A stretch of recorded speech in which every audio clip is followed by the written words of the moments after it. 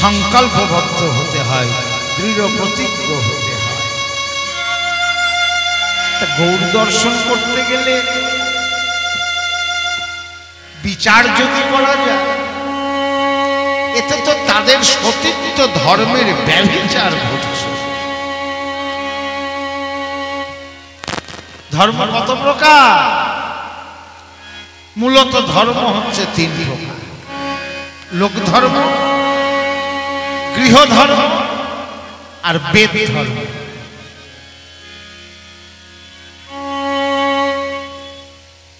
ভক্তিশাস্ত্র কৃপা করে বলছে এসব ধর্মাধর্ম আচরণ অন্য জায়গাতে হবে।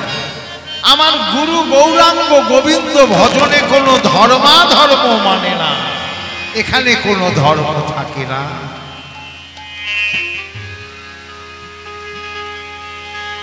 আমরা জানি গীতাই বললেন স্বধর্মে মরণ শ্রেয়, আর পরধর্ম ভয়াবহ।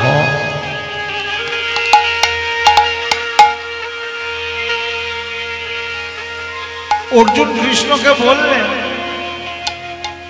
কেশব, তুমি না বললে সর্বধর্মাণি পরিত্যজ্য মামেকং শরণং ব্রজ। শরণং ব্রজ। সব ধর্ম ত্যাগ করে অর্জুন যে আমার প্রতি শরণাপন্ন হয়। হে কেশব, তাহলে ধর্ম ত্যাগ করলে তার তো ধর্ম পরিত্যাগ জনিত অপরাধ জন্মায়। সব ধর্ম ত্যাগ করলে তো তার অপরাধ আসে। কৃষ্ণ মৃদু হেসে বললেন অর্জুন, হ্যাঁ অপরাধ হয়, কিন্তু যদি আমাকে স্মরণ করে আহং তাং সর্ব পাপেভ্যো মোক্ষয়িষ্যামি মা শুচা, তার ওই ধর্ম পরিত্যাগ জনিত সব অপরাধ থেকে আমি মুক্ত করে তাকে পবিত্র করি। তাহলে সর্বধর্ম ছাড়ি ভজ গিরিধারী।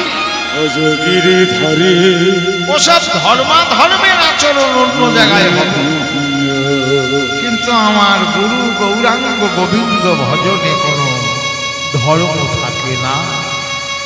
এ ধর্ম সবার, তাই মহাপ্রভুকে দেখবে তাতে তাদের সতীত্ব ধর্মে, কুল ধর্মে ব্যভিচার ঘটলেও তারা দেখবে। ধর্ম পরিত্যাগ করে ভগবানের ভজন কারা করেছেন গো? প্রমাণ আছে যে ধর্মকে ত্যাগ করে ভগবানের ভজন করেছে। ভাগবতে একটা সুন্দর শ্লোক দিয়ে প্রহ্লাদেন পিতৃতক্তা মাতা চ ভরত নহি। ভরত নহি বলি না মাচার্য তক্তা বিদুরে সবান্ধব।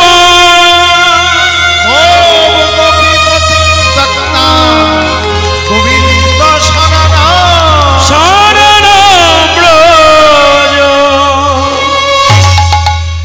একজন বাবার কথা শুনলেন না, তিনি প্রহ্লাদ। ছেলের ধর্ম হচ্ছে পিতৃ আজ্ঞা পালন করা,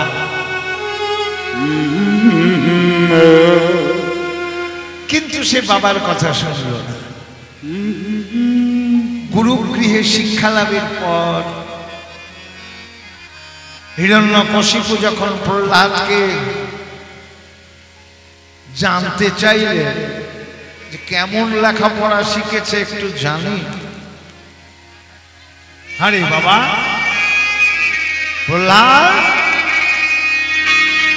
বল দেখি বাবা, এ জগতে সব থেকে শ্রেষ্ঠ কে?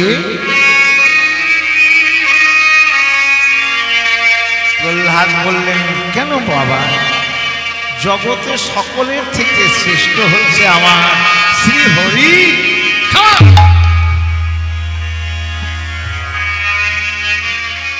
আমি ভেবেছিলাম ছেলে বলবে জগতে বাবাই হচ্ছে সব থেকে শ্রেষ্ঠ, আর তুই বলছিস হরি। হরিবিদ্বেষী দত্তকুলে জন্ম নিয়ে আবার হরিকেই শ্রেষ্ঠ বলা। তুই আমার ঘরের শত্রু, তুই দত্তকুলের শত্রু, তোর লেখাপড়া কিছু তো হয়নি, আর এই হরিকে শ্রেষ্ঠ বলার জন্য তোর প্রাণনাশ আমাকে করতে হবে। এই তোরা কে আছিস? একে বন্দি কর, একে বন্দি কর। এ আমাদের শত্রু।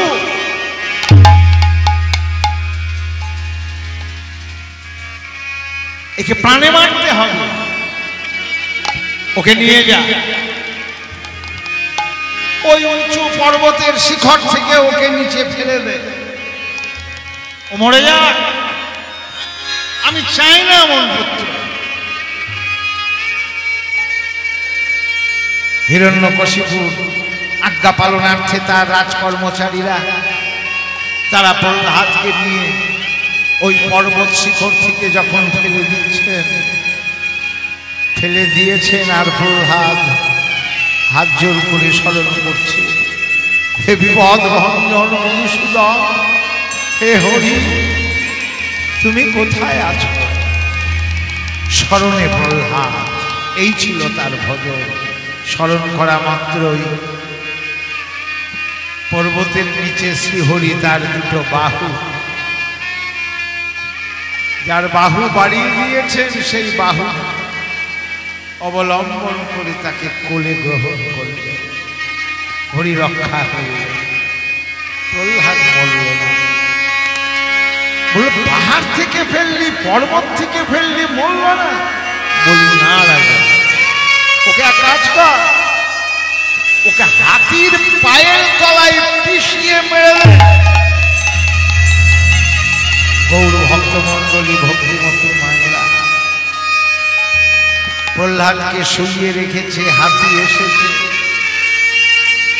প্রহ্লাদ হাতি দেখছে না, দেখছে স্বয়ং হরি।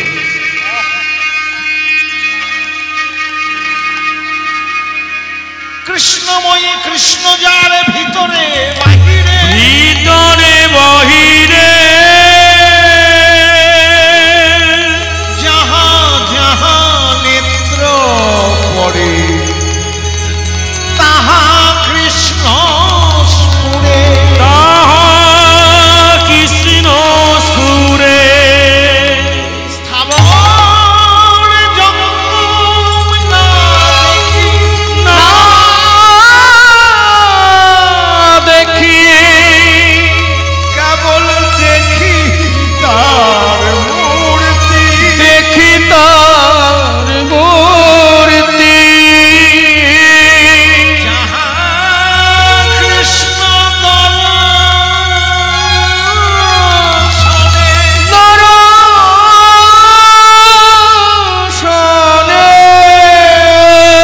ধরে নয়া স্ফুরতি, ধরে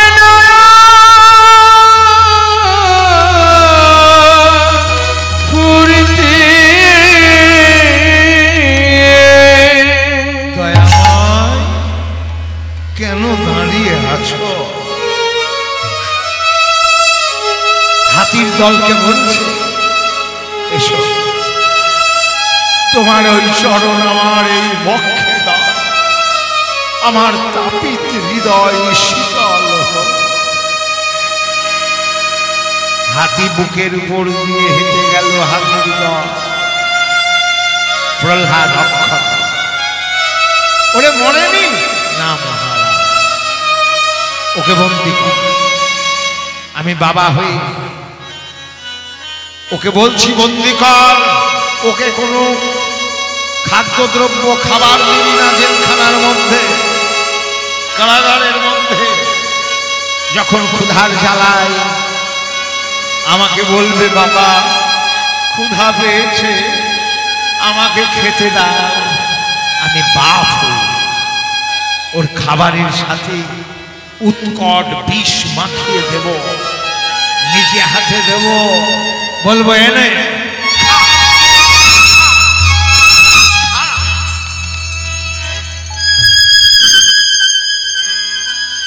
মধ্যরাত্রে প্রহ্লাদ বলে উঠলেন, বাবা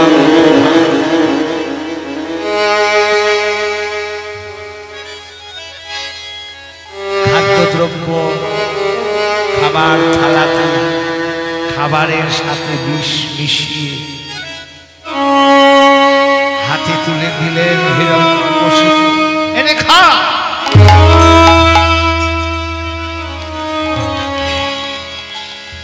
হাতে খাবারের থালাখানি পেয়ে প্রহ্লাদ প্রথমে বিষ্ণু নামে হরি নামে নিবেদন কইল, নমঃ বিষ্ণু বলে যেমন নিবেদন করল, আর বিষ তখন অমৃত হয়ে গেল। হরি হরি অমৃত হয়ে গেল। অমৃত যদি হয়ে যায় আর কি মরার ভয় থাকে? নিতাই গৌর হরি। তারপরে তো আপনারা জানেন তোর হরি কেমন শ্রেষ্ঠ তুই দেখাতে পারবি? আছে তোর হরি এই স্ফটিক স্তম্ভে।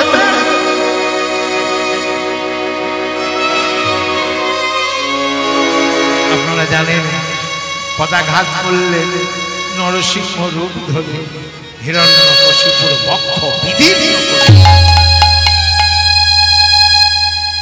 তাহলে একজন বাবার কথা ত্যাগ করে হরি ভজন করেছিলেন। নিতাই গৌর হরি। এটা প্রমাণ।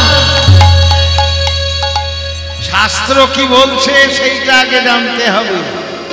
আজকাল কীর্তনে তো আর আপনাদের কাছে শাস্ত্রকে পৌঁছানো হয় না, পৌঁছানো হয় যত বাজারি কথা আর পাঁচালি কথা, যাতে আপনার কল্যাণ কিছু হবে না। এই যে ভাগবতের কথা শুনলেন, এতে আপনার কল্যাণ, আর বাজারি কথাতে কিছু হবে না। তাই রঘুনাথ দাস গোস্বামীকে মহাপ্রভু বারবার বলেছিলেন, গ্রাম্য কথা না বলিবে, গ্রাম্য কথা না শুনবে। যদি আত্মের কল্যাণ চায়, ভগবানের কল্যাণ চায়, তাহলে রেডিও, খবরের কাগজ, এই গল্পের বই এসব নয়। একমাত্র যদি মানব জীবনকে ধন্য করতে হয়, তবে হরি সে লাগ রহো সদা, হরি সে লাগ রহো সদা, আর কহো হরি কথা, কহো হরি কথা। তাহলে একজন বাবার কথা শুনলেন না, আর একজন আবার মায়ের কথা শুনলেন না। মাতা চ ভরত নহি, জানেন তো কিছুতেই অযোধ্যার সিংহাসনে রাজা করতে পারেননি কইকেয়ী ভরতকে। কতবার বলেছিলেন ওই চেয়ারটাই তুই বস, কিন্তু মায়ের কথা না শুনে সেই চিত্রকূট পর্বত থেকে রামচন্দ্রের পাদুকা অযোধ্যার সিংহাসনে রেখে রাজত্ব রাজ্য শাসন করেছিলেন। তাহলে বাবার কথা শুনলেন না, একজন মায়ের কথা না শুনে রামচন্দ্রকেই শ্রেষ্ঠ করলেন, একজন হরিকে শ্রেষ্ঠ করলেন। বলিরাম আচার্য তকলা, শিষ্যের কর্তব্য হচ্ছে গুরুদেবের কথা শোনা, মানা। গুরুবাক্য বলবান, আর সব বাহ্য। দীক্ষা দেওয়ার সময় গুরুদেব বলেছে, বাবা মাছ খাস নে। গুরুদেব বলেছে, যখন গুরুদেবের সাথে থাকি তখন মাছ টাছ খাই না, কিন্তু যখন গুরুদেব থাকে না তখন মাছ খাওয়ার জন্য আমার এত বড় জিহ্বা, একবার বেরায় আর একবার ঢোকে। ওটা না। গুরুবাক্য বলবান আর সব বাহ্য জ্ঞান, এটাই শাস্ত্রের নিয়ম। কিন্তু একজন কি করলেন, গুরুদেবের কথা শুনলেন। তিনি হচ্ছেন আর কেউ নয়, বলি রাজা। বলি রাজা দান যজ্ঞ করছে, যে দান যজ্ঞে যদি তিনি সফল হন তাহলে সর্বমত্ত পাতাল এই ত্রিভুবনের তিনি শাসনকর্তা হবেন। বলির এই দর্পকে হরণ করবার জন্য গৌর ভক্তমণ্ডলী, ভক্তিমতী মায়েরা, স্বয়ং ভগবান বামনের রূপ ধারণ করে, একটা বেঁটে বামন, মাথায় একটা বড় ছাতা, বগলে প্রতি খড়গ করে বলিরাজের দান যজ্ঞে চলেছে। দান নিতে হবে, সকল ব্রাহ্মণেরাই চলেছে, কিন্তু বেঁটে ব্রাহ্মণ সবার আগে পৌঁছে গেছে। এবার দান চাইছেন, দান দেবে। বলিরাজার গুরুদেব শুক্রাচার্য, দত্তদের গুরুদেব শুক্রাচার্য পাশ থেকে বলছে, রাজা তোমার সম্মুখে যিনি দান চাইছে তাকে তুমি দান দিও না। ও আর কেউ নয়, ও হচ্ছে স্বয়ং বিষ্ণু। বলি রাজা বলে মনে মনে ভাবলেন, ভগবান আমার কাছে চাইছে দান, ভগবান, আমি ভগবানকে দান দেব? ভগবানকে দান দেব না তো এ জগতে আর কাকে দান দেব? ভগবান আমার কাছে হাত তুলেছে।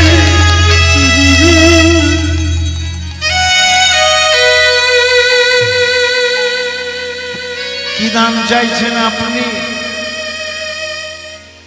বলি আমি ত্রিপাদ ভূমি দান চাইছি, তিনটে পা। বলি রাজা ভগবানের চরণের দিকে তাকিয়ে দেখছেন, একে বেঁটে মানুষ, তারপরে তার পা গুলো হচ্ছে স্বাভাবিক মানুষের বাচ্চার থেকেও ছোট ছোট। এই তিন পা জায়গা, এইটুকুর জন্য ভগবান আমার কাছে হাত পাচ্ছেন, আমি দাম দেব না? কমণ্ডলখানা নিয়ে গণ্ডুস, গণ্ডুস মানে এই বুড়ো আঙুলটা টান করলে হাতের এখানে একটা গর্ত হয় বাবা, দেখতে পাবে। হাতের বুড়ো আঙুল যদি টান করেন এইভাবে মুখ করে, দেখবেন এখানে একটা গর্ত হয়েছে। এই জায়গাটাকে বলা হয় গণ্ডুস। সংকল্প করার সময় এতে গঙ্গা জল নিয়ে প্রপুত করে পান করতে হয়, এই হচ্ছে ব্রত। তাই কমণ্ডল থেকে জল নিয়ে যেমন গণ্ডুসে ঢালবে। বিদায় গৌর হরি হরি হরি বল। বলি রাজা দেখছে শিষ্য তো আমার কথা শোনে না। বলি রাজা মায়াবী হয়ে রূপ ধরে ওই কমণ্ডলের নলে গিয়ে ঢুকে পড়েছে। এবার গুরুদেব কমণ্ডলের নলটাকে বন্ধ করে দিয়েছে, আর জল পড়ছে না, জল পড়ছে না।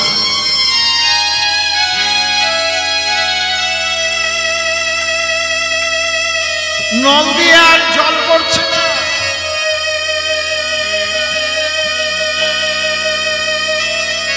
ভগবান তখন কি করলেন, একটা কুশাগ্র, কুশ দেখবেন বামনদের কাছে থাকে, বলিরাজকে দিয়ে বললেন, রাজা তুমি এই কুশটা দিয়ে ওই নলের মধ্যে আঘাত করো, দেখবে জল পড়বে। এইবার যেমন কুশ দিয়ে আঘাত করেছে, আর সেই কুশে আঘাতে শুক্রাচার্যে চোখ অন্ধ হয়ে গেল। শিষ্যের ঘায়ে গুরুদেবের চোখ কানা হয়ে গেল।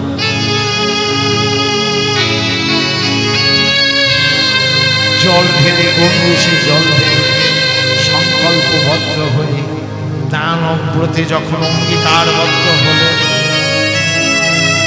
তখন ভগবান 3 পা জায়গা, 1 পা স্বর্গে, 1 পা পাতালে, স্বর্গ দখল হয়ে গেল, পাতাল দখল হয়ে গেল। এইবার থাকলো এই মর্তলোক।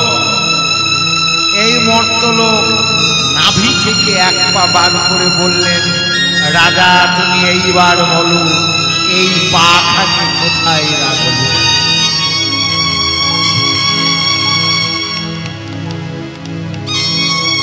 স্বর্গ দখল হয়ে গেল, পাতাল দখল হয়ে গেল।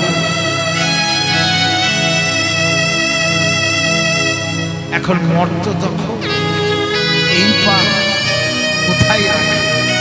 স্ত্রীর কাছে গেলে পত্নী সব হারা হয়ে গেল, সব হারা হয়ে গেল। কেন? ওই দেখো 3 পা জায়গা চেয়েছে, আমি দিতে রাজি হয়েছি, 2 পা 2 জায়গায় দিয়ে দিয়েছে, আর 1 পা।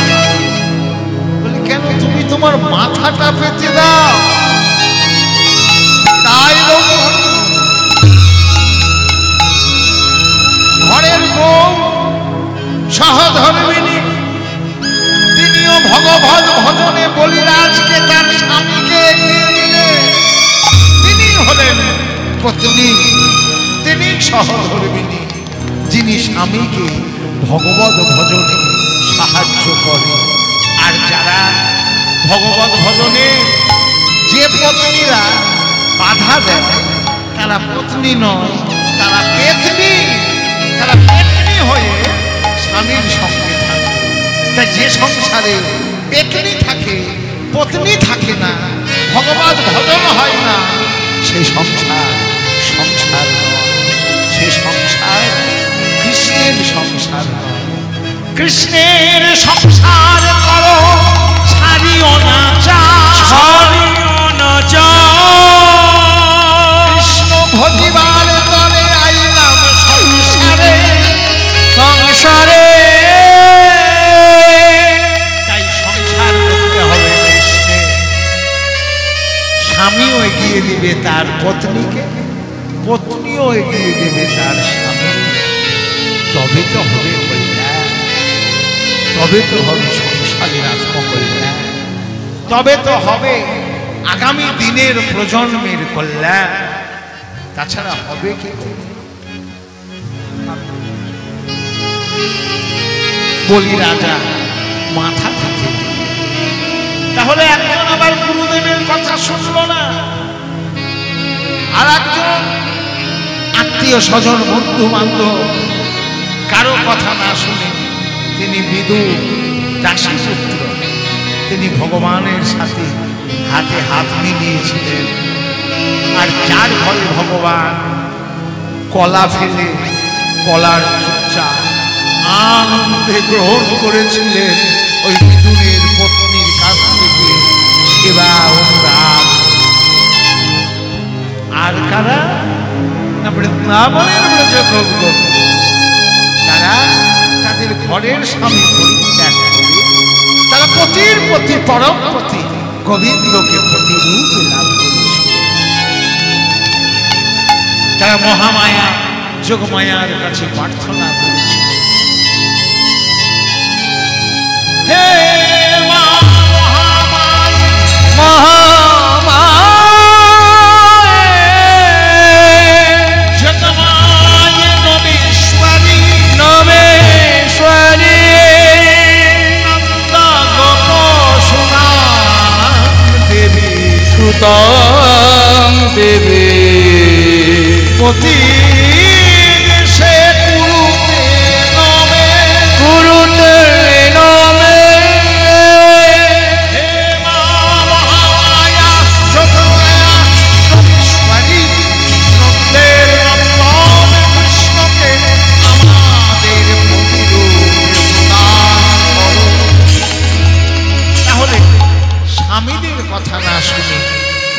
বৃন্দাবনের ব্রজগোপীরা কৃষ্ণকে প্রতিরূপে লাভ করেছে। তাই সর্বধর্ম ছাড়ি ভজ গিরিধারী, ভজ গিরিধারী।